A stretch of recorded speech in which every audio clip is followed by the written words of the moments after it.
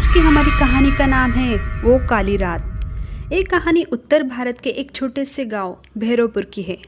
गांव अपनी प्राचीन मान्यताओं और अंधविश्वासों के लिए प्रसिद्ध था। वहाँ की हवा में एक अजीब सा डर और रहस्य महसूस होता था। गांव के बीचों बीच एक वीरान हवेली थी जिसे लोग काली हवेली कहते थे कि उस हवेली में काले जादू की साधना होती थी।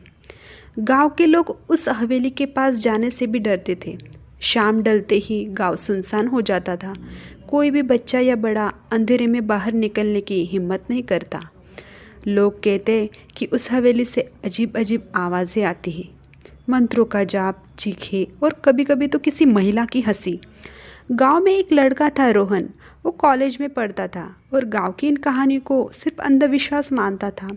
उसकी माँ ने उसे कई बार समझाया, बेटा इन बातों को हल्के में मत लेना, हमारे बुजुर्गों ने कुछ देखा है तभी ये कहानियाँ बनाई हैं। लेकिन रोहन पर इन बातों का कोई असर नहीं हुआ।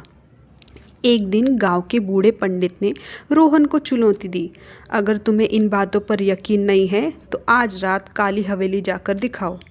रोहन ने मुस्कुराते हुए चुनौती स्वीकार ली। उस रात चांद बादलों में छिपा हुआ था और चारों ओर सन्नाटा पसरा हुआ था। रोहन एक टॉर्च और कैमरा लेकर काली हवेली की ओर बढ़ा। जैसे ही वो हवेली के पास पहुंचा, उसे ठंडी हवा का झोंका महसूस हुआ।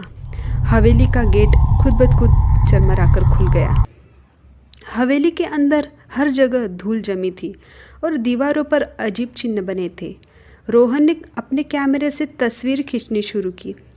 तभी उसे लगा कि कोई उसके पीछे खड़ा है। उसने मुड़कर देखा लेकिन वहाँ कोई नहीं था। अचानक एक कमरे से हल्की रोशनी दिखी। रोहन ने हिम्मत करके उस कमरे में झांका। वहाँ एक बूढ़ी औरत बैठी थी जो काले कपड़ों में लिपटी हुई थी। उसके चारों ओर दियों की मध्यम रोशनी थी और वो कुछ मंत्र पढ़ रही थी। तुम यहाँ क्यों आए हो? बूढ़ी औरत ने गहरी आवाज़ में पूछा। रोहन ने जवाब दिया, मुझे सच्चाई जाननी है। लोग कहते हैं कि यहाँ काला जादू होता है। बूढ़ी औरत मुस्कुराई और उसकी आंखें लाल हो गई। सच्चाई जानना आसान नहीं है, इसकी कीमत चुकानी पड़ती है, उसने कहा। अचानक कमरे का माहौल बदल गया।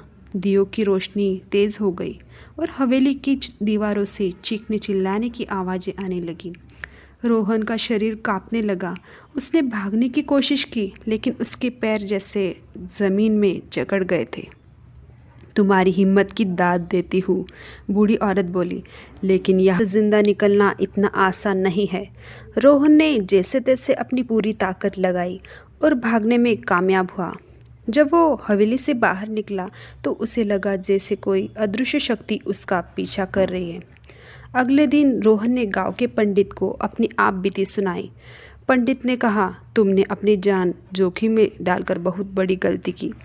वो बूढ़ी औरत और सिर्फ एक इंसान नहीं थी, वो उस काले जादू की आत्मा थी जो उस हवेली में बसी हुई है। उस घटना के बाद रोहन में एक अजीब बदलाव आ गया। वो अकेला रहने लगा और किसी से ज़्यादा बात नहीं करता।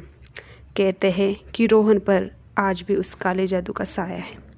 रोहन के साथ आगे क्या होगा ये जानने के लिए देखते रहिए स्टोरी वर्ल्ड 365। आज के लिए बस इतना ही।